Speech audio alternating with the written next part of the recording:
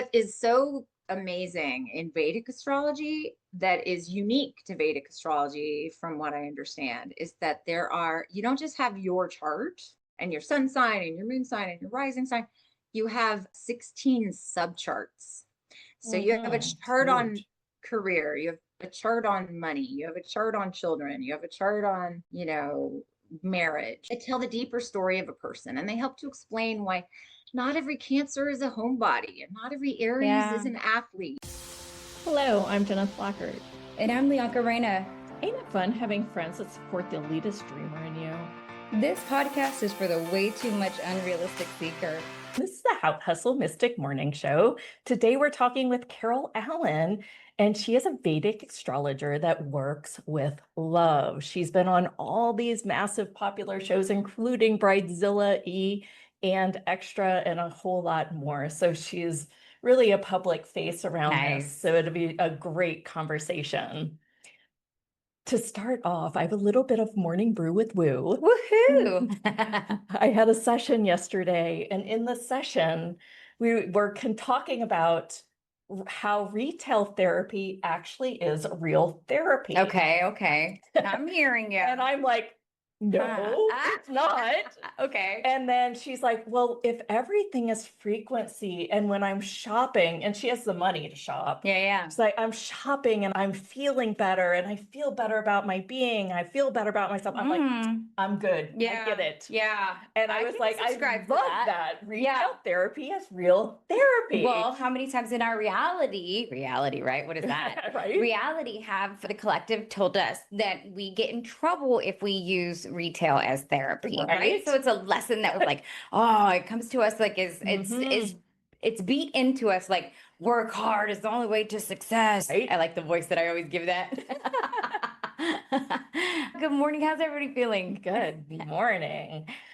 So I had a little bit of an epiphany too. So from my mystic space weather news, I realized that I have this ability to really receive messages, like truly receive messages from spirit through my dreams.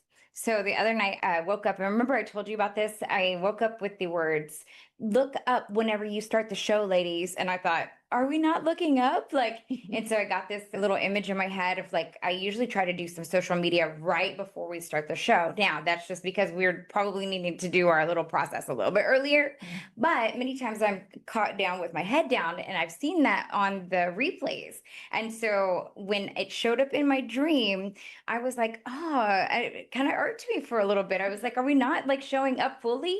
What I realized was it wasn't really truly about put your head up like that. It was be the energy for the community that has the awakeness, the available, and do that with the intention of creating that more safe entertainment space, not just entertainment, but because we do a lot of educational here, but really creating that community and that space for people to have that release here. So I was like, oh my gosh, that was a lot that came out from just that one little message as I was journaling through my dreams. Yeah. So with that, I feel like right now in the ethers, and because of the place that we are in our alignment, more people are going to continue to receive messages from their spirit guides, from their higher self, connected to source means of communication to bring us into this new ascension. And those can look like your dreams. They can look like numbers. They can look like messages that, little symbols that you put for yourself. They can even look like leaves on the ground, organized some beautiful way as an image that speaks to you. So be sure that you have, and I always say this, your pen and your paper, and you're out writing and journaling so that you can get the full message that is trying to be communicating with you. And the other thing is that right now, it says it has begun. It says 6 planets have now aligned in the sky, beginning at a 2-month long ground alignment of planets. Soon it will turn into 7 planet parade when Mercury joins the lineup. So isn't that the kind of been the theme since we've started this show? Especially in January, we did that summit Yeah. all in the Yeah. alignment. How exciting. Yeah, so And use we this get to time. talk to an astrologer I know. today. How does it get any better? In your private time, I feel like I have to say this again. My guys are like, say it. We know what you're going to say. So you look for your clear communication, ask for your clear communication, and then sit there. I don't care if it's a pen or paper, with actual pen, paper, and write just whatever is coming to you. Doesn't have to be real words. It can be hieroglyphs. It can be anything. Most of the stuff is there to activate you anyway. And this is a great time. Just like Jeneth said, her channeling came along online from the last rewire with the Planetary parade. Yeah, it doesn't have to take long. And It just that's has to be aligned. Yeah. I love it. The other thing that happened over the weekend, it's funny, all your life, even me doing this work, it's like sometimes there's a what if. Okay. You know, what if all the people are saying all these things? What if my reality as I grew up is still a part of being true as how you create? And especially I was looking at money, and instead of like going from the frequency of joy, like it's coming, it's here. It's here. But you know, I listened to Growth Day on Sunday. Jenna Kuchar said, just say things in words like, you know, this is what I have, but not yet. Even if that settles with you a little bit better. So it kind of starts pulling in the frequency. So I've really been playing with some of the words. You know, it's sort of like you can say it, you can see it, you can feel it. And so I've really been saying, I'm just meshing these worlds together finally. Yes, that's finally time. Time like relaxing. Yeah, there's not an either or, there's not one foot in. And I feel like it's finally just becoming me entirely. I can say these messages, but sometimes there's this little bit of like, well, retail therapy isn't real therapy. You know, and then I mean, gosh, doesn't it feel a little bit lighter to say it is real therapy? Especially if it changes your vibe in that way, and it's not draining your expenses. It's not a condition or anything like. It's not because you're broken and you have to fulfill with shopping and clothes. It comes from a different space. Yes.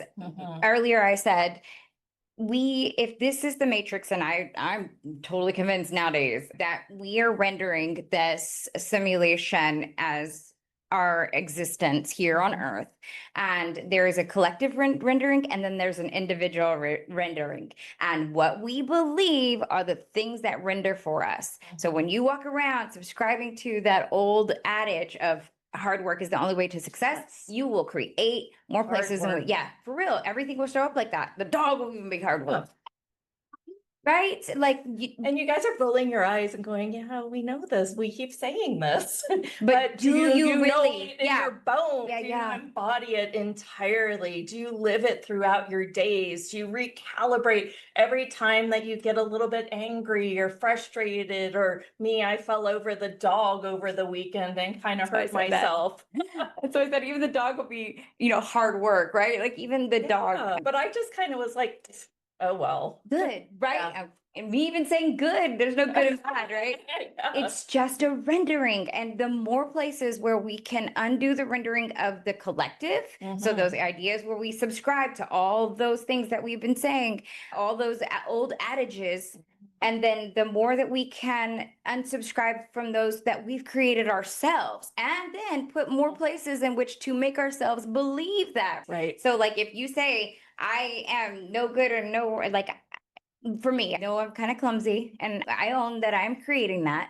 Right. But I will create more places where I'm clumsy. So I have to change my everything around that. And so that becomes my identity. That is what I render as my identity as Lyanca here on Earth. Now, if I'm an infinite being and I can really, really change something else around that, well, then maybe I could also be the tightrope walker, right? And pull from that multidimensional version of myself to create my new reality.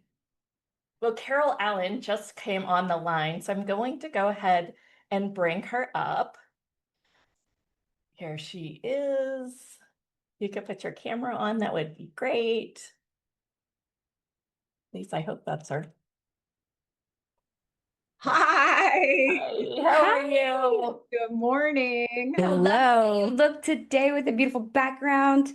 And your hair is so beautiful. Star I love it. Nebula, my personal star nebula. Yes.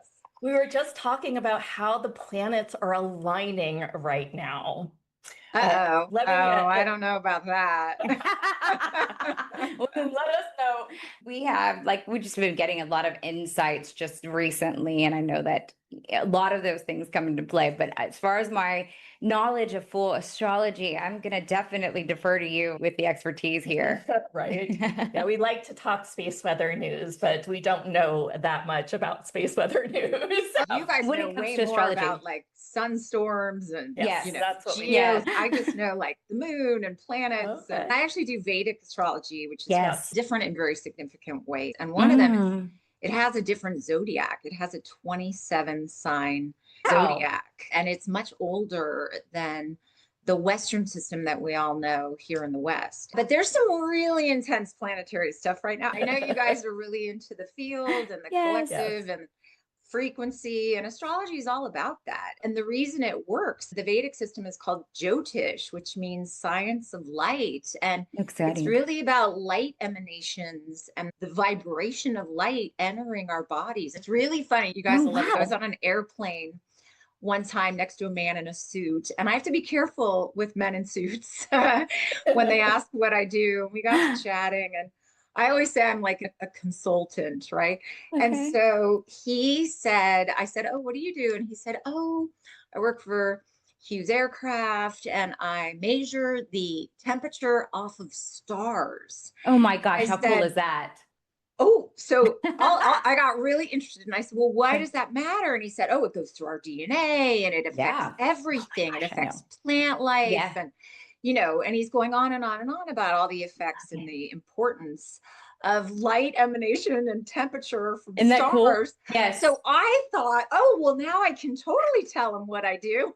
And so I got all excited and I told him what I did. And he was just like, bye-bye. To me, oh, I'm wow. making the direct connection right now, right? I love how science is now starting to substantiate what we've known from the ancients for a long, long time, right? Mhm. To me, that makes real. total sense. And in fact, Yeah, I just for had a real. little bit of this conversation about light emanating through ourselves and whatnot yesterday. So I'm really, really curious as to what that actually means and why are we so, why should we understand the Vedic astrology more so than the Western? Or why do you? Well, truthfully, they all work, but Sure. I'll tell you the advantage of the Vedic. Yeah, that's it. I am not here to bash Western No, astrology. yeah. One of the best readings I ever had was with brilliant Western astrologer. And there's a magic that happens with astrology. And there's for lack of a better word, forgive me, there's like a karma or like a destiny to each reading. And then Sure. you have a compatibility or not with the reader. I have some clients where every single thing I've told them, it's just been like, and they've come to me for 15 years and they're like, "Carol, oh my God, you're never wrong. I've been all over the world. I've been to readers everywhere. You're never wrong. Oh my God." And then I have other people where it's like pulling teeth and like looking at their chart. I can barely see anything. Yeah. And so there's just this weird thing about it. But the Vedic advantage, it's the system of ancient India. And it's the most fully integrated system with a culture and the most consistently practiced for thousands of years. So, unlike the Western system, which all their earliest writings were lost in the fires at the Library of Alexandria. That's right. And then in the church tried to stamp it out. And so We in the talked Middle about Ages, that this they had all morning. the Yes. book burnings. Okay, Yes. right? Yes. And so the Western system has lost a great deal of wisdom, apparently. And there's been so much kind of mixing of systems. So there's like, Egyptian and Roman and Zoroastrian and Persian. And it's totally brilliant. Don't get me wrong. It's all my teachers were Western astrologers first. And they said when they found the Vedic system, they found this treasure trove of material. And they found like so much more technique and they could be so much more specific and Mhm. accurate. And that it was like going from high school to getting a PhD in physics at MIT, right? Yeah. So I've only ever done the Vedic system. And what Mm. I love about it, and what you guys might not love about it, Okay. is it's very much a map of your life with a train schedule. And it's very much about what is written, like what is, Okay. like who are you Yep. and what is your purpose and what are you really about? And if you try to do things that are not that, it is not going to go good. And I don't Yeah. care how much you pray and chant, and because we all have, you know, lessons to learn and times of trials, and we all have conditioning, and we have societal expectation, and we have family stories, and we have a lot of them, we have egos, and so often what we want is not aligned with what we're here for, Right. because we don't want it from a soul place. We Yeah. want it from a different place, Yeah. but we don't know that necessarily. Mm-hmm. So Go a little Angeles, deeper into that. What do you mean we want it from a different place? We want it from like the holes that we're trying to fill up because of conditioning lack or of love. trauma, or to impress Mhm. Or people, like your or to be parents- significant. You told them that you were going to be a lawyer when you were 4. And so you Right. chased that down the whole time. And you're like, I just Yeah. want to be an attorney. Right. When Or really you just want to sing and be in a Yeah. band, right? Or Yeah. something like that. Yeah. but my sister wanted to do that and I can't make her upset, so I can't do that. So I'll go do this, Mhm. right? Mhm. Like we have so many Mhm. reasons, Mhm. but when you really are doing something that's true and that's yours to do, there's a word in India that we've all heard, and it's the word dharma. Mhm. Dharma is this idea that you have a mission and a purpose and a destiny and a divine reason, right? Uh-huh. And that when it's like fish got to swim, birds got to fly, right? Yeah, So yeah. when you're living aligned with your dharma, this is when magic happens. This is when you can magnetize the best people and the greatest opportunities, and you just feel like resonant. You feel ease, you feel Mhm. flow, you feel joy, and doors open. You know, to quote Joseph Campbell, doors will open for you that wouldn't have opened for anyone else. That's what happens when you're doing what's really yours to do. So, and when you're doing it at the right times. That's So just like, you know, we're part of weather and we're part of solar flares, and you know, Uh-huh. we're part of something bigger than just us. When we align with the right conditions and the right timing, Mhm. that's also when the magic happens. And astrology reveals all of that. Astrology, find out what you're resistant to. Oh, Even- sure. Because Cool. it shows, are you running like, are you overly idealistic? Are you expecting everything to be so good? Which, by the way, is the shadow side of the spiritual path, right? We get this idea, oh, well, now that I know about like God and the field and that I'm a divine being, everything's going to be like gumdrops, right? So great. And some of it is, it's just life is still life, right? Yeah. And Yeah.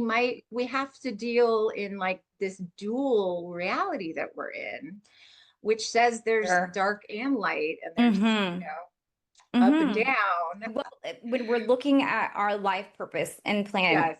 in the work that I do, it's QHHT, or it could also be life between lives. And is your Ooh. life purpose and plan? I have a feeling I think I know what you would say. Is that the plan that our soul puts in place for us when we reincarnate here on Earth?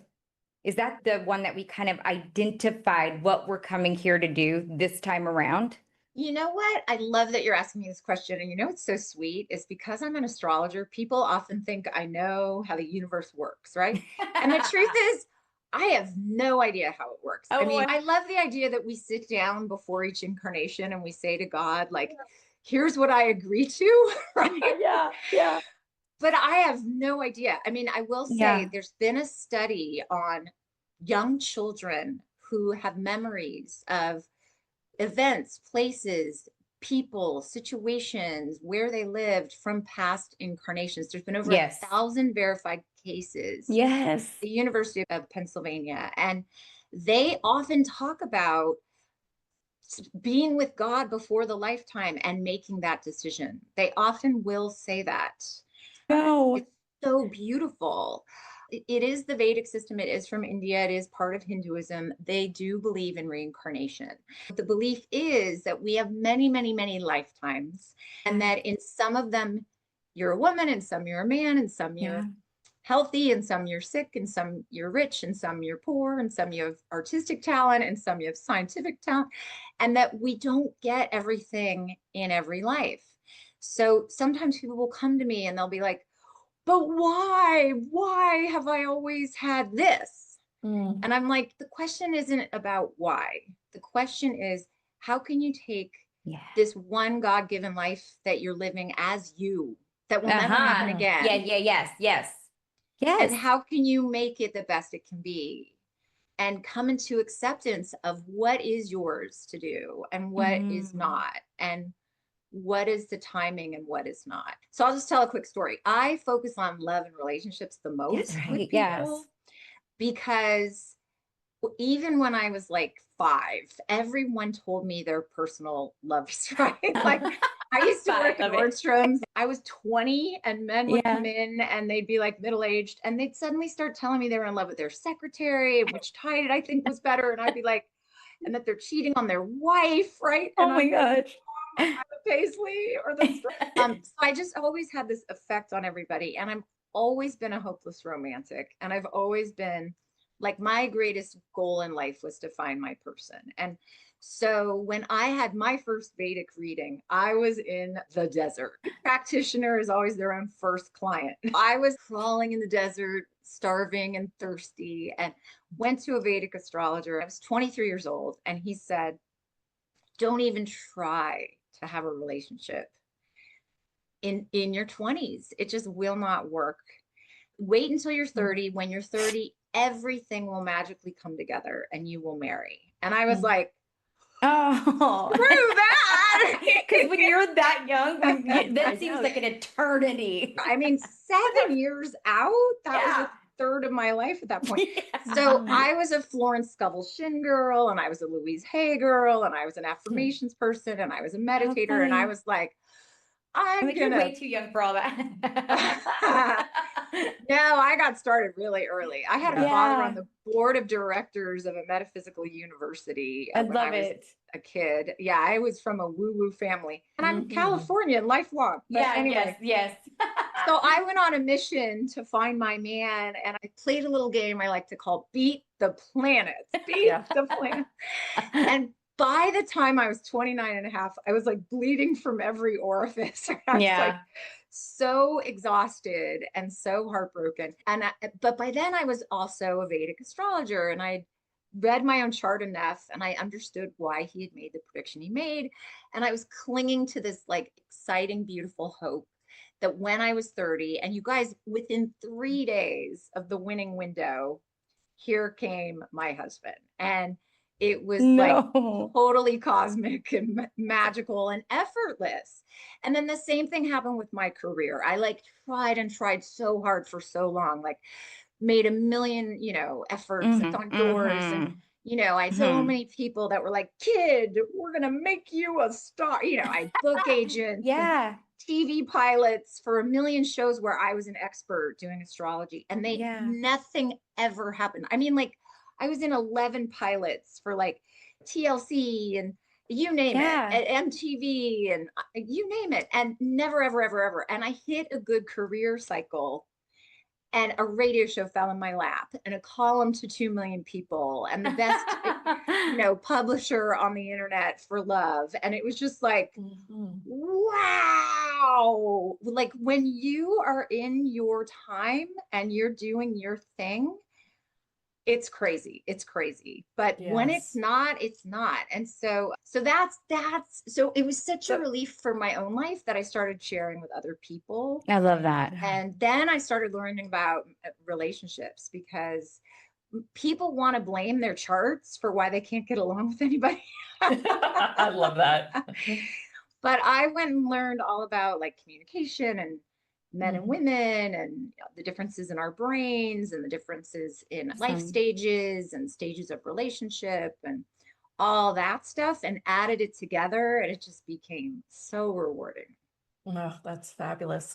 What do you say when somebody who's a manifester is like, you say it, I'm not going to get it until I'm 30, Uh-huh. but are you seeding it in their head so that their field and everything then thinks I've got to wait till I'm 30? Like, would that limit their creative manifestation? You know what? That is such a great question. It The is. reason I don't worry about that is because it also works backwards, right? Mm. So it also, I can tell people when they were in the past, really hard cycles for relationships. Like I'll see breakups or divorces and I didn't tell them ahead of time, so it caused it. You know what I mean? I Yeah. told them Yeah. later, so it validated it. One of the things that I never, ever, ever want people to decide, but they often do, when I say, hey, you're not in a full, let's get married kind of time until X, right? But between now and X, you can certainly have companionship and great experiences and learn about yourself and meet lovely people. And here's your best windows for love this year.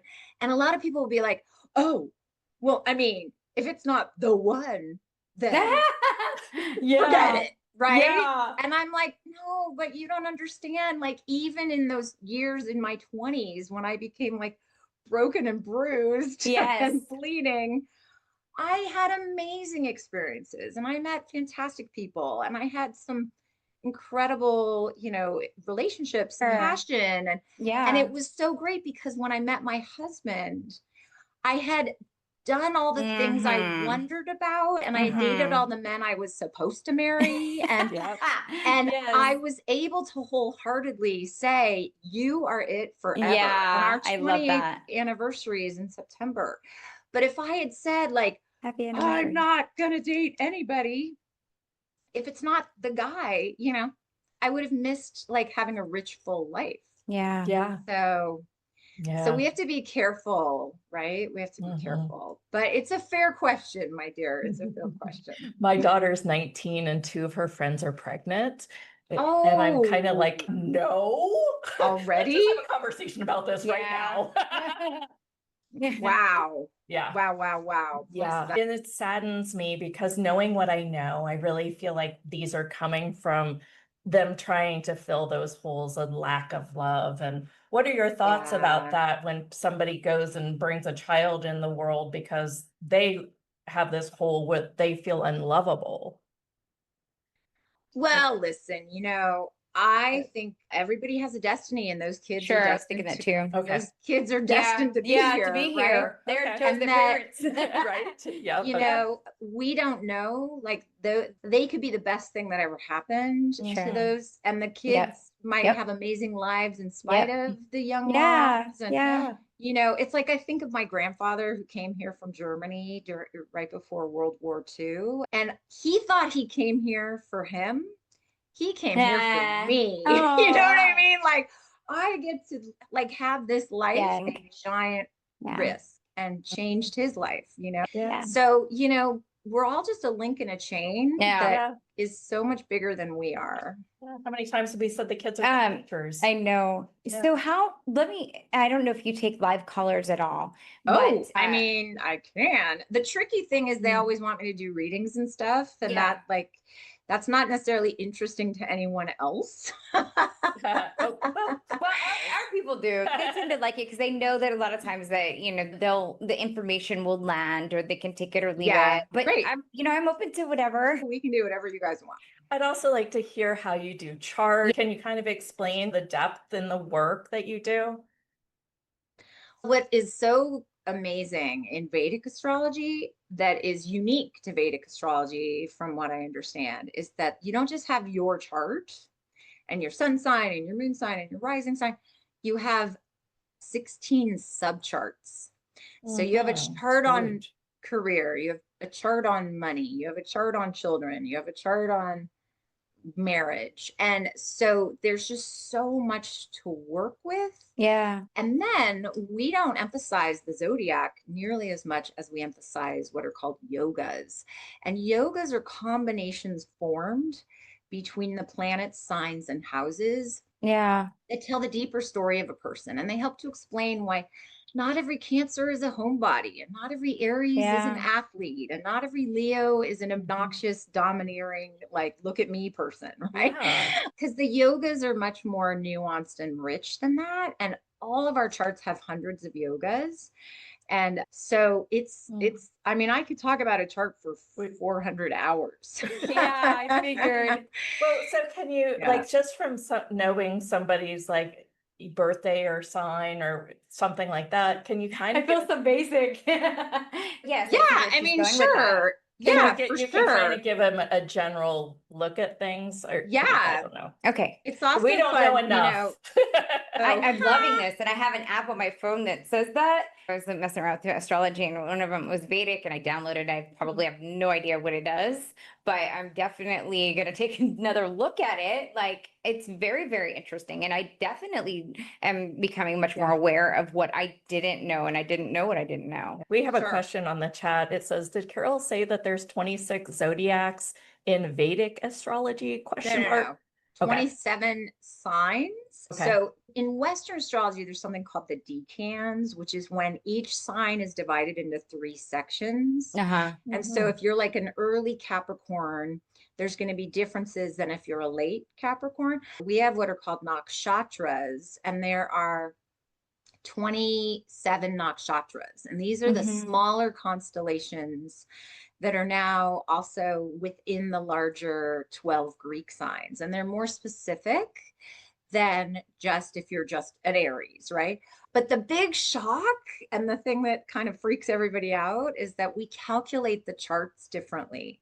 And there's a long astronomical reason that has to do with the relationship of the Earth to the sun. And they don't take into account that the Earth shifts slowly over time in relation to the sky. So this is called the precession of the equinoxes. And it makes it so that if you're watching the horizon every year on the same date, slowly over time, the sky starts to drift.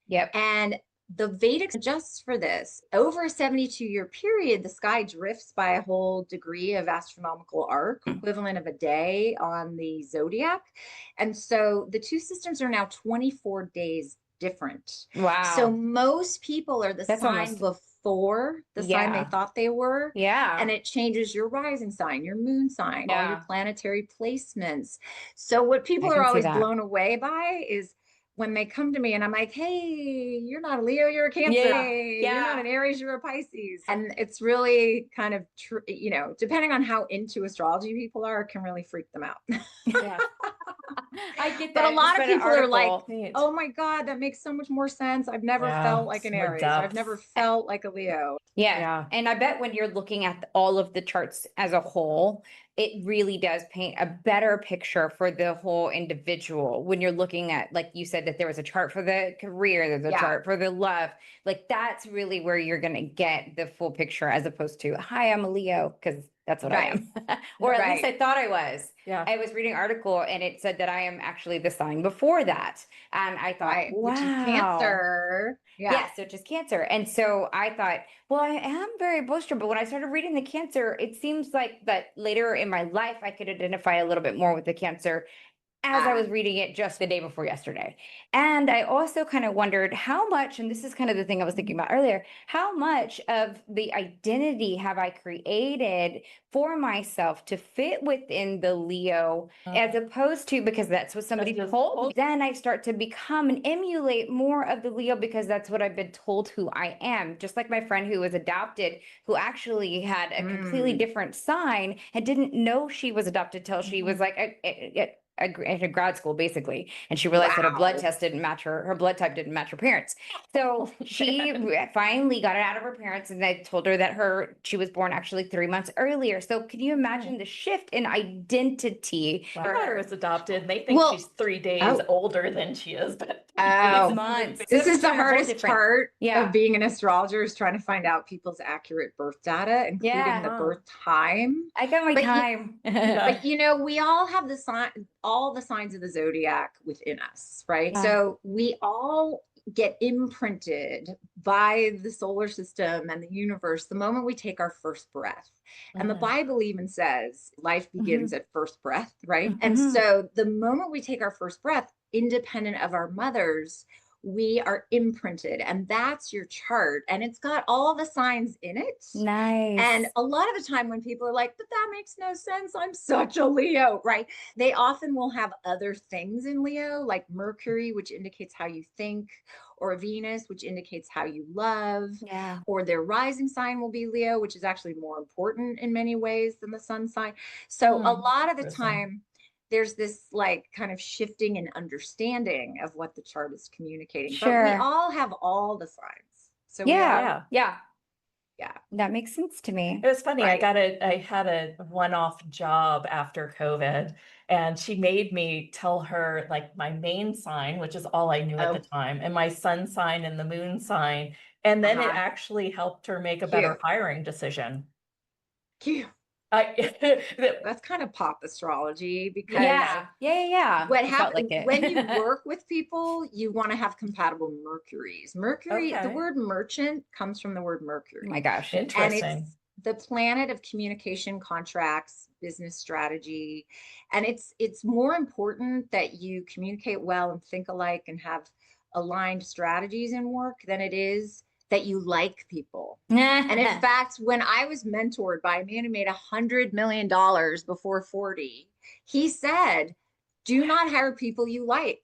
Hire the best person for the job. Yes. And be careful of hiring people you like, because you might be blinded by how much you like them. You want to please them instead of actually get them to do their job. Yeah. Or you want to like just hang out and have fun. Yeah. So I guess I could just wanted to dive in just a tiny bit deeper. Sure. So if we were doing this, and I don't want to be fast tracking anything, because it seems like you would really go in depth. What if I came to you and I said, okay, if we're going to do a quick reading right now, what would that look like? Well, you just said your birth time, so I don't know. Do you want to do a quick reading right now? Sure. Just like that? You can just do it like that? Well, I the mean, pieces sure. of it. Okay. So what's your Excited. birthday, sweetie? So August 1st at 1:45 p.m. I noticed you skipped the year. Oh, 1978. Because you aren't supposed to ask a woman her age. So I do apologize. Yeah. All good. It's kind of important for my job. Okay, 1978. And where were you born? Austin, Texas. Austin, Texas. Ah, no wonder I like you. I'm surrounded by Texans. I'm married to a Texan. Oh, I love it. Love it. Nephew is like my kid, and he's a Texan. And yeah. And are you guys in Texas? Is that where Yeah, you're we're in at? Austin Yeah, we're right in now. Austin. Oh, Yeah. cool. Austin's great. Okay, so in Vedic astrology, when we say, hey, baby, what's your sign? We want to know your moon sign. So we want to know not just your moon sign, but your Vedic moon sign. And I'm going to explain to everyone Good. why you are who you are and why you Okay. do what you do, because I've been watching some of your past podcasts, and you guys are so like, you're so woo. You guys are like woo to the woo power. It's so funny because I'm an astrologer. And so people always think I'm going to be like the most woo person in the world. And I'm always like, but how does that work? And show me the data, right? Like, because I'm a Capricorn, and I'm like, but how does that help my life? Right? Yeah. So in this system, you have your moon in such a beautiful constellation. It's called Punarvasu, and it is symbolized by sun coming out from behind clouds. And the word Punarvasu is translated to mean the return of the light. And it's all about helping people after crisis. And I want to cry because of what Texas just went through, of course, because literally you guys just had such a devastating. I can't talk about it without my voice changing. It's that. Yeah, no, it's so brutal. And so Punarvasu people want to bring light. And it's amazing that all you talk about is solar flares and solar storms. So you're here to uplift and inspire, which is totally what you're doing, right? Yeah. And you are a Cancer, but part of why you will feel like a Leo is because the sun is what rules the sign of Leo. And when we hear about the signs, we hear all the qualities a person will have of each sign. What it's mostly talking about is the planet that's the ruler of that sign. So Leo is ruled by the sun, and the sun is all about shining like a star and having a big influence and wanting to make your mark, really wanting to like contribute in a big way, because the sun is the king of the cosmos. The sun is the power source. We would all die without the sun. And so the sun is all about shining its light on everybody. And you have the sun in the sun's favorite house. You have the sun in the career house. It's the only planet taking center stage in your chart.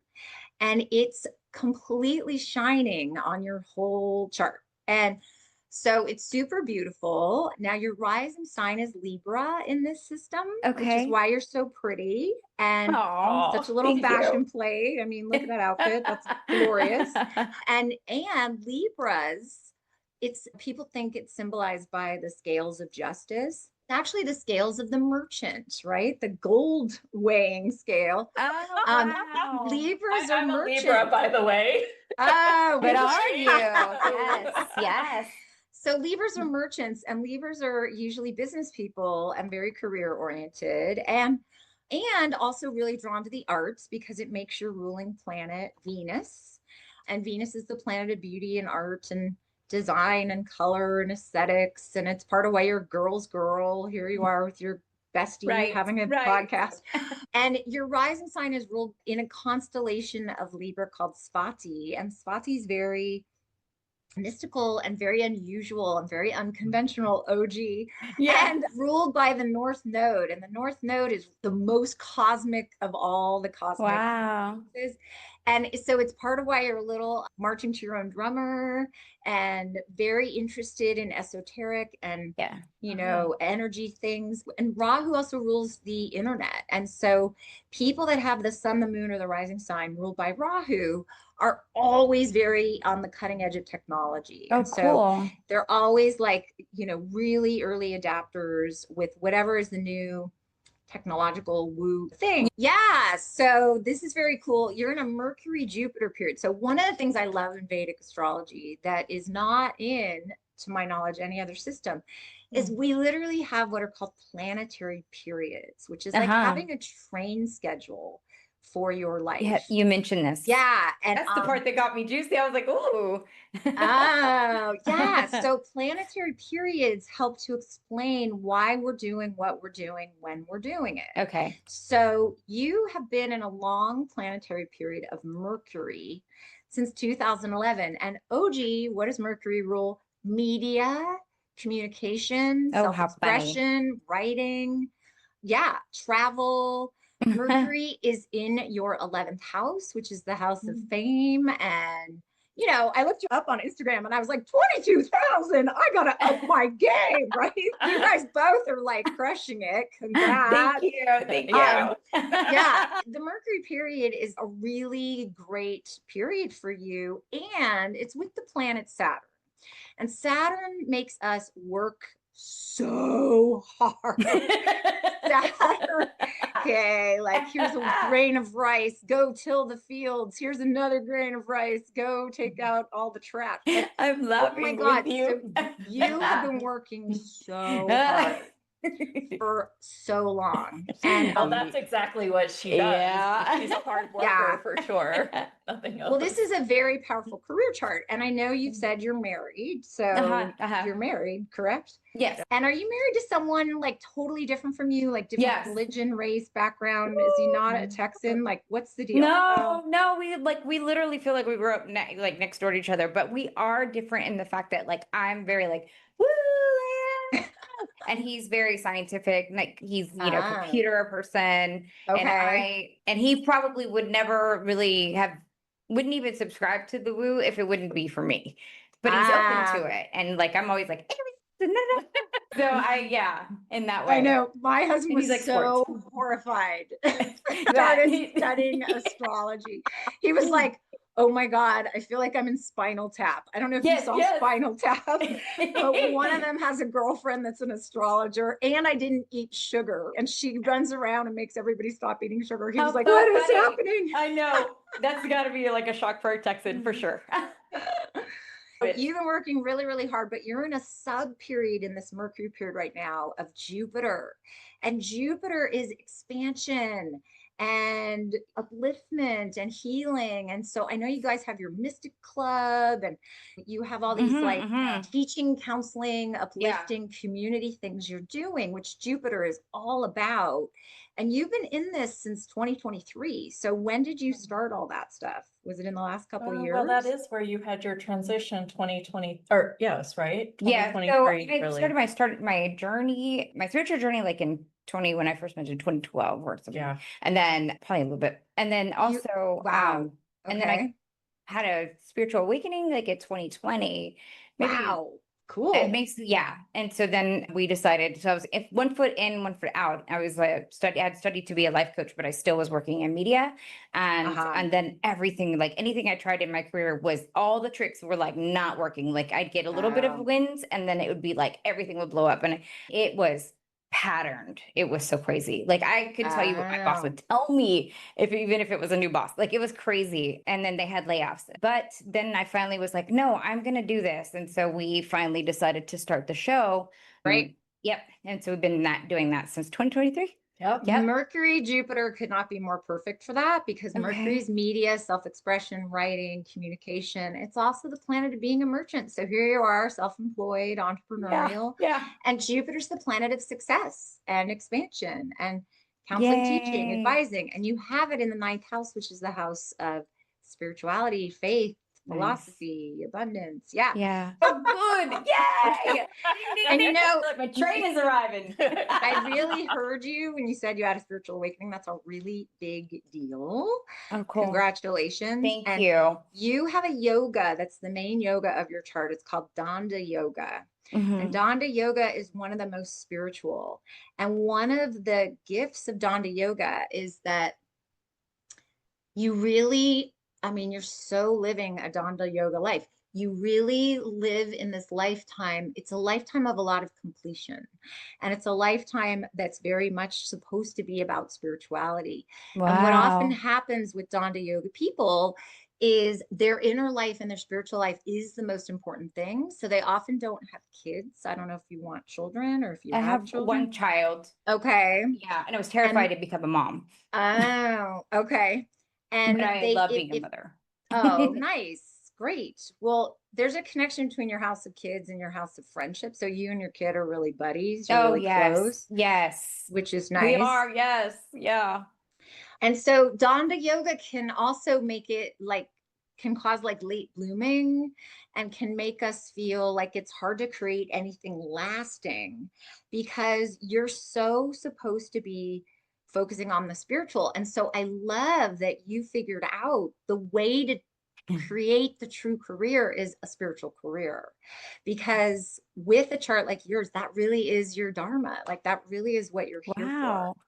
And so to try to have like a non-spiritual career and be like quote unquote successful would be hard, because you're not here to be like that big material girl unless it's aligned with spirituality and helping uplift others through a higher message. So yeah, so there you go. Thank you. Immensely much. Holy cow. Fascinating. Carol, I'm just Lord. Thank you. Thank you. Thank you. It is exciting to know that. I'm like, I want to go, but I don't feel like there's time for me to go. I'm happy to stick around. We can keep going. Well, we have about 10 minutes. Okay. So I'm 10-1-7-1. 10-1-71. Okay. And well, numerology, you're a 1, obviously. Yeah, I saw that. And the 1 is like the cutting edge innovator and the pioneer. And, 1 is the loneliest number. 1s can be lone wolves. They can need a lot of time alone, be kind of private. I do a little Chinese astrology and numerology too. Do you know your birth time, Jen? Yeah, it's 4 p.m.-ish, like 4 4:12 or something. Ish. Okay. And I'm where St. were you Louis, born? Louis, Missouri. Okay. Gosh, this is so cool, Carol. We've had other astrologers on, but my God. Yeah, I'm blown away. This is amazing. Well, 35 years in. Right? Okay, so the good news is 4:12 and 4 are the same main chart. So for our purposes, we don't need the exact minutes. Guess who else is in a Mercury period? Wow. Guess who else it started in 2023? I am not making this up. And let's Wow. review media, Love. communication, Funny. messaging, the merchant. Now, Mercury's also, very much a dual planet. It's very multifaceted, multi-talented, and it often represents things in twos. So here you guys are, like little twins, right, on your show. I love it. So in this system, you also are a late bloomer. You also have worked incredibly hard, like incredibly hard. You're a Virgo in this system. You have 5 planets in Virgo. Wow. Is your closet organized by thread count? It likes the high-end thread counts for sure. Are you really organized? Are you really detailed and really like Not analytical? in every area, but yes, in clothes, I am. Okay. Just Would you funny. please come over and go through my closets? Would you please help me? You have the moon in the second house, and the moon is communication. It makes us big talkers, right? Hey. Great. Yeah.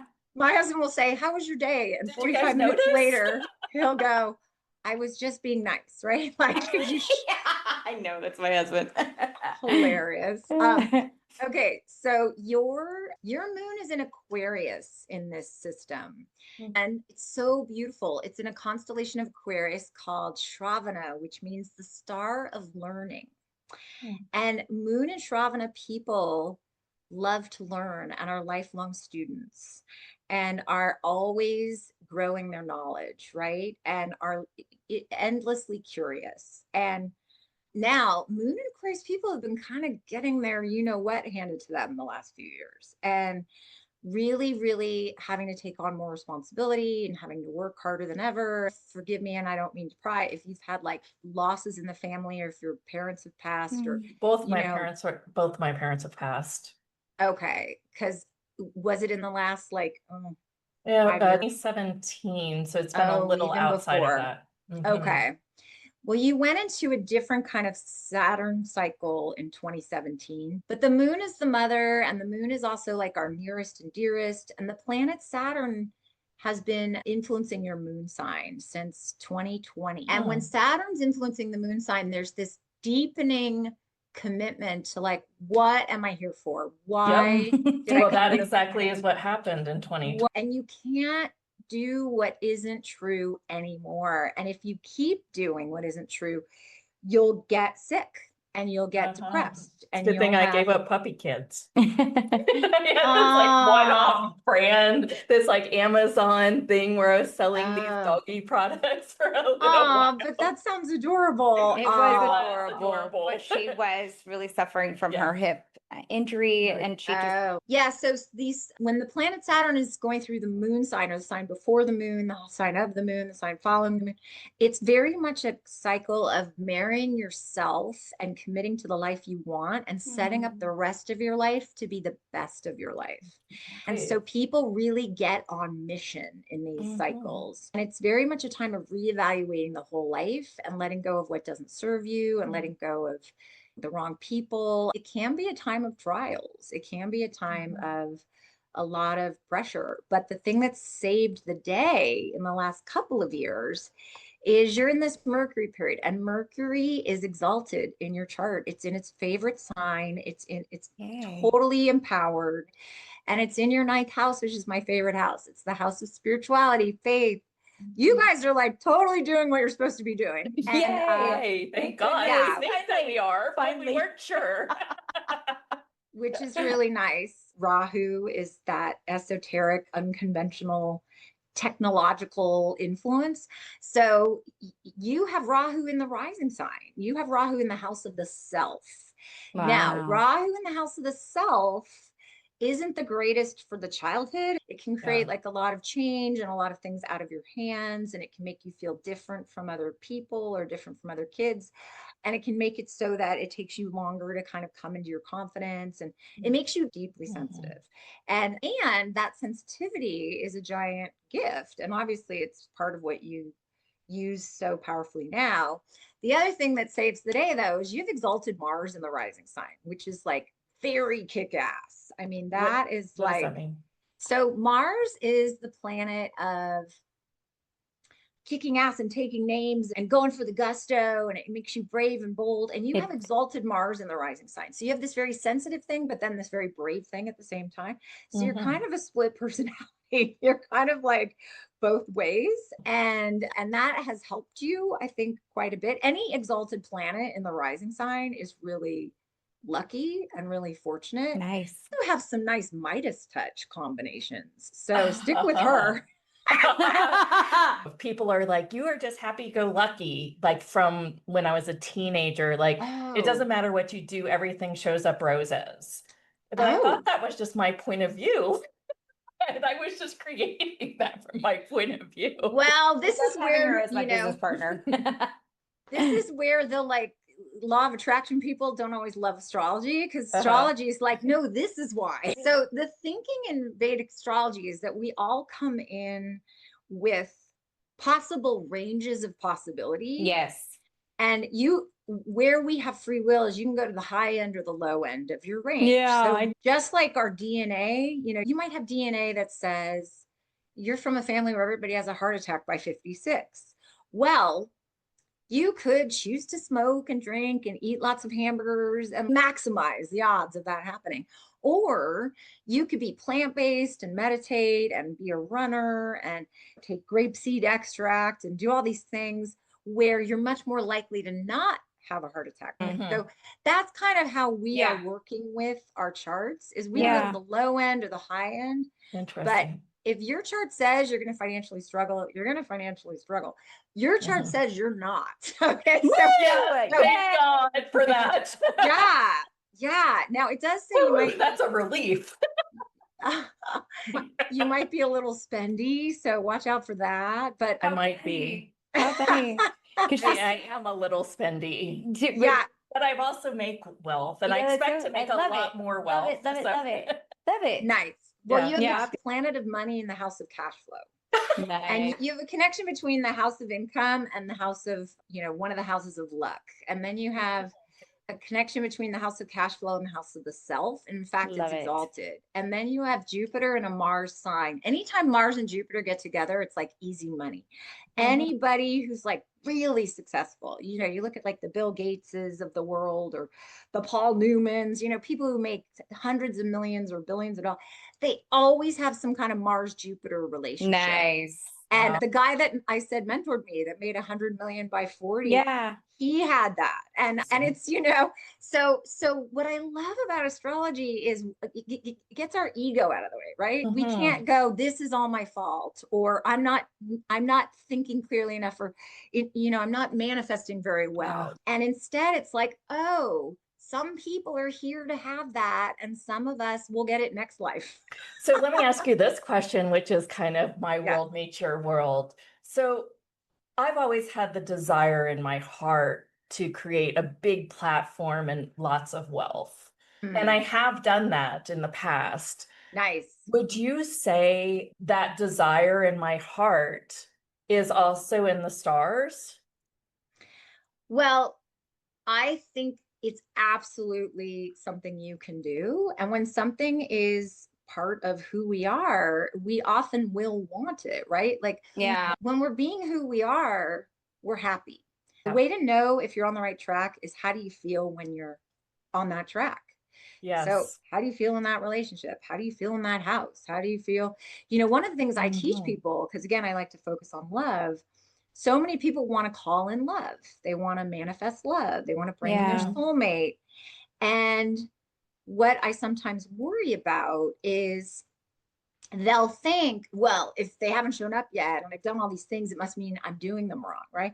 And instead, what I like to do is help people live at what I call the level of love. Because when you live at the level of love, it means you love your job, you love where you love your clothes, you love your friends, you love as much as you can love your life. And I put people through a questionnaire where often they don't really love any of it. And they're doing like, they're like, well, I can't quit my job. Well, I can't move. Well, I can't dump my best friend. Well, listen, your heart is I've been there. always like restricted and constricted. And so it's been proven at the Heart Math Institute, I'm sure you guys have talked about this, that when we're resonant, when we're happy within our hearts become magnetic.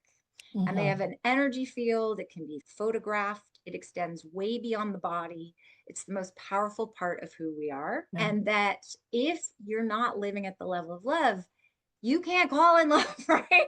But love, things like money, they're all in the chart. So, and seeing things like, where should you put your money, right? Like, what's I like real estate for you more than speculative investments like stocks or Bitcoin or things like that. So I would recommend being more conservative in investments. And if you have extra money, buy buildings, buy commercial space, buy land, that kind of stuff. We had a couple of simple questions on the chat that I'd like to go through, and then we can talk a little bit about how people can work with you.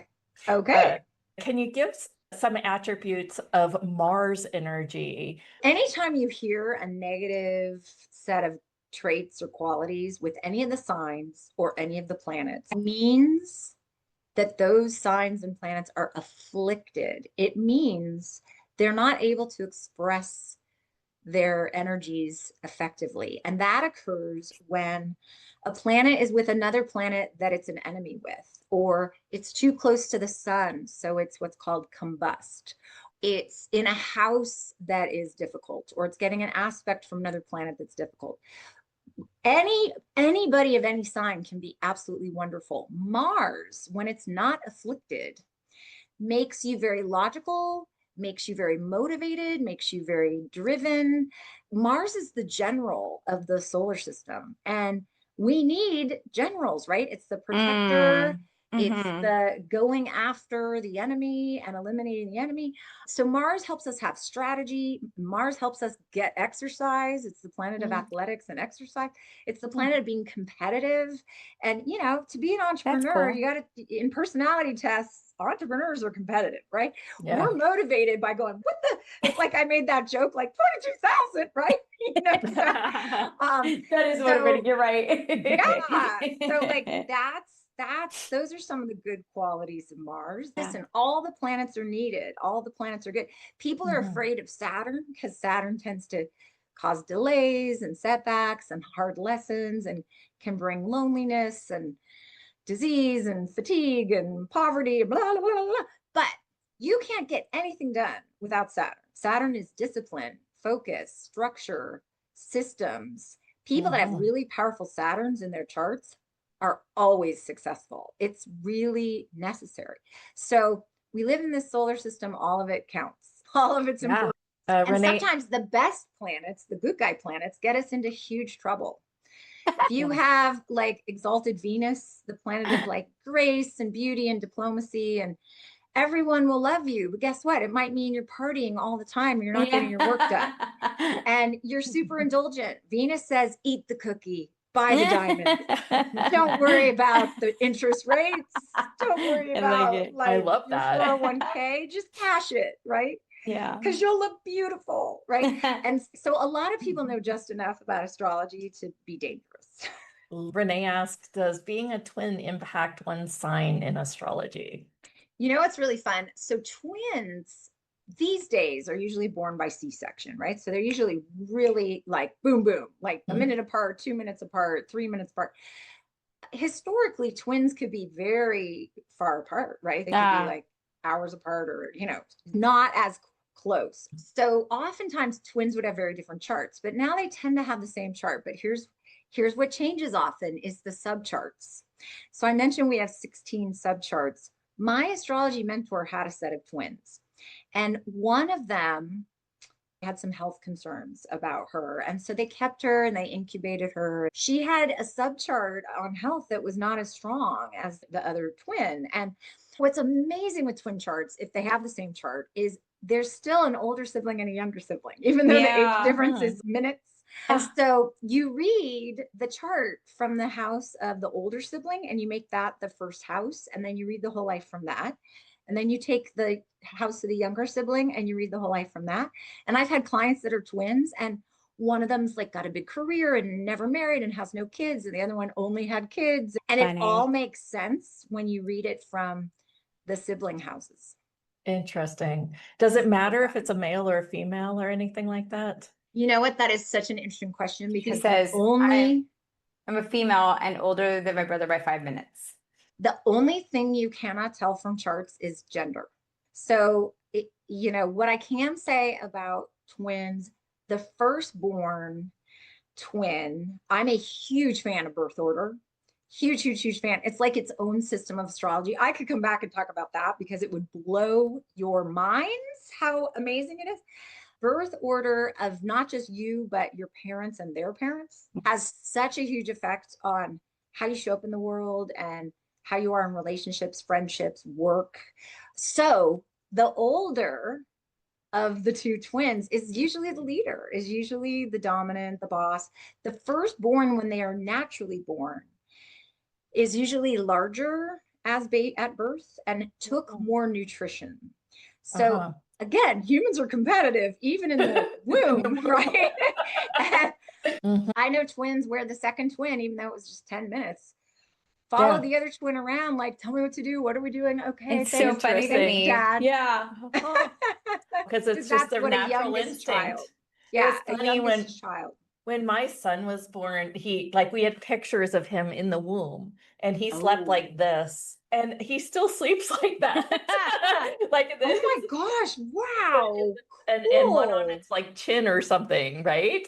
And he always slept that way. Wow. And I was like, gosh, it's so funny how we just kind of, we would swaddle him that way almost. Because he just always had his arms that way when he knew. So interesting how from the womb you just know. Yeah, that's fine. Amazing. All right, one last question and then we'll just talk about how to work with you. Yes. Okay. Great. Paula says I'm a Taurus and the last degree Taurus. So curious what that is in Vedic. Oh, that's still a Taurus. Okay. So the last 5-6 degrees of each sign is the first 4 degrees of the Vedic sign. So everything goes back 24 degrees. So some people don't have to have a whole identity crisis on me. Some people get to be who they thought they were. So you're still a Taurus. So that's lovely. Yeah. Interesting. Yeah, the six signs are very how things got all screwed up. Solid and stable. And but again, there's an argument that both ways work. And people will say to me like, oh my God, well now what do I read when I read my horoscope? And I'll tell you what I always tell people. Read all 12 and pick the one with the best news. This is what you'll love, right? And that's your horoscope. But if you go to a Western person, you're your Western sign. If you go to a Vedic person, I ran into a Western astrologer at a conference and she gave a talk and it was fantastic and I loved it. And she organized the room. This was so clever. She had all of us stand in a circle according to sign. She recreated the zodiac with all of us. And I stood with the Aquariuses because that's what I am in Western. But I think of myself as a Capricorn because that's what I am in Vedic. But really, I'm so both. Yeah. Aquariuses are weirdos, esoteric, unconventional, march to their own tremor, entrepreneurial, love to learn, live in the realm of ideas. Totally me. Capricorns are late blooming, workaholic, worrywarts who, are super practical, reliable, dependable. And that's totally me. So it's like, I don't know why this stuff is the way it is. That's awesome. I love it so much. Yeah. Thank you for enlightening us because I really feel like this was enlightening for sure. If you're really looking for an expert in Vedic astrology. And you guys, I'm going to put the link in if you would like to have a session with Carol. There is a link in the chat. You can go ahead and open it. Carol, just say kind of a little touch on what people walk away with from sessions from you. Even though I focus on love, your chart talks about your whole life. So usually initially people come for what's called a life reading, where they get kind of an overview of why they are who they are, what their best gifts and strengths are and where they are in their journey and in their train schedule, right? Yeah. And then most people have some questions or they want to look at their chart with someone else. And I always tailor it around what does the person want. I do a lot with people's health. I almost feel like a doctor more than an astrologer. I That's can do amazing. business, career, timing, like I just did with you guys. And so there's just so much we can do. And if people comfort through you and do want a session, I also have something really fun. I have a calendar I created years ago that gives symbols for every day of your best and worst days to plan things. It's like a Ooh, planning tool. how cool is that? So it Love has, that.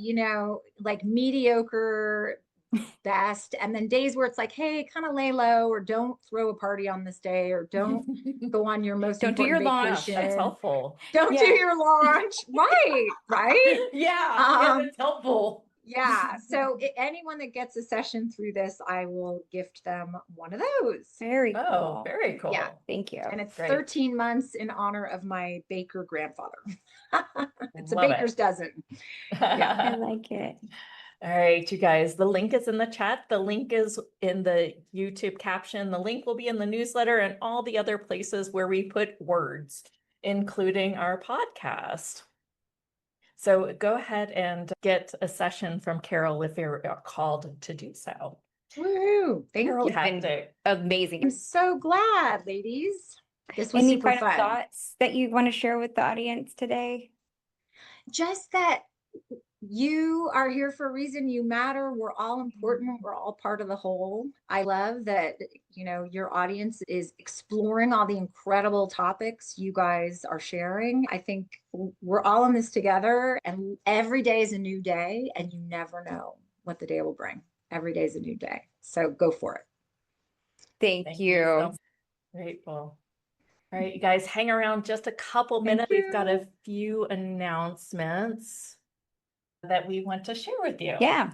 We have an event coming up November 7th, 8th, and 9th. Here in Austin, Texas. It's Yep. in Austin, Texas. It's going to be kind of a very retreaty, kind of sit by the fire, meditate with us, lay down a massage Very table. I'm intimate. going to bring my hands and do some hands-on work. So it's I'm going going to to be do a collective QHHT session. It's going to be amazing. Yep. And so we're going to go into our past lives together. You will be held deeply in love. So it's a 3-day embodiment event here in Austin, Texas. You all are invited. It's going to be pretty intimate. I think we're limiting it to about 35 people. It's November 7th through the 9th. Correct. If you are looking on your calendar. Right now, we have an early bird special. And so you can get tickets at that rate right now. The ticket price will increase, but we definitely want to, if you feel called, let us know. Or if you have questions around it, you just want to explore it some more, send us an email at team@houthustle.com and we'll get your questions answered so that you can make a more informed decision. Yep. We are also pairing up people so they can room together, and we will send out a hotel list very soon to those that have already registered. There's a couple Airbnbs that are right near, so it's exciting. I'm super excited. Like, I can't even wait. And any other announcements that Sure. you really feel are pertinent? Well, I just want to remind everybody that a portion of the proceeds go to riseandup.org. It's started by students who refurbish laptops and devices to give to other students in need. I think right now in Texas, we will have a lot of need that people just don't even realize. So there'll be another portion of that will go directly to benefit the floods. So if you have any interest in that, just shoot us an email at team@houthustle.com.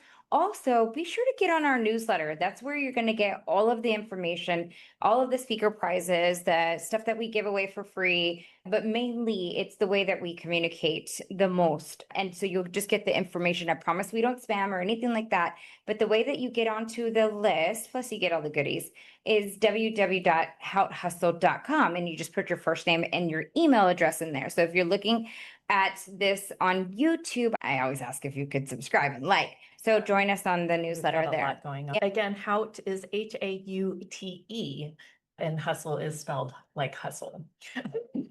Last little announcement is we on Fridays have a little special dragon timeline hypnosis that I do live.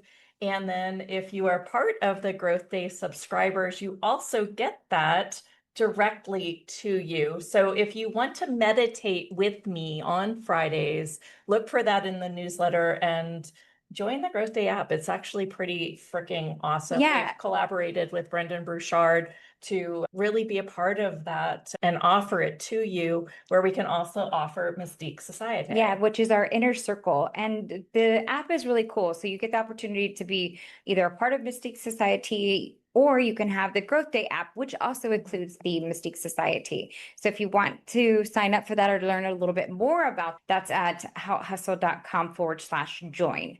But mainly, if you want to just try it out, there's a 7-day trial for the Growth Day app, where you're also going to be able to join Jeneth for the hypnosis, then that is a free 7-day trial, no credit card required. Just come and check it out. In fact, we love our Growth Day app. We are so blessed to be able to work with Brendan Bouchard. Like, he comes on there and he's doing his Monday motivational talk. And Jeneth and I now find ourselves really discussing those things, really using the checklist in the app. And so I think that the repetitiveness, it's also got kind of some gamification, which makes you want to do the streak. Duolingo. And so we're able to we're bringing the mysticism and magic to productivity. So it's a really beautiful marriage. I love it so much. So if you have any questions about any of this, just go ahead and send us an email. We don't mind you asking questions, even if we've covered it. We don't care that you haven't been on a show and missed all of this. If you do have questions, just email us at team@HowHustle, and we can get you organized with what's going on, because we do so much. We've got 3 live things going on. The blocks is out. So it's that's right. Show blocks. And Yes. that's out. So just a lot. Anyway, thank you guys for joining us today. We'll see you again on Thursday. We are talking shamanism on Thursday. So please join us live. And if you can't join us on replay, we'd love having you, and we love your comments. So thank you so much. Have a wonderful day.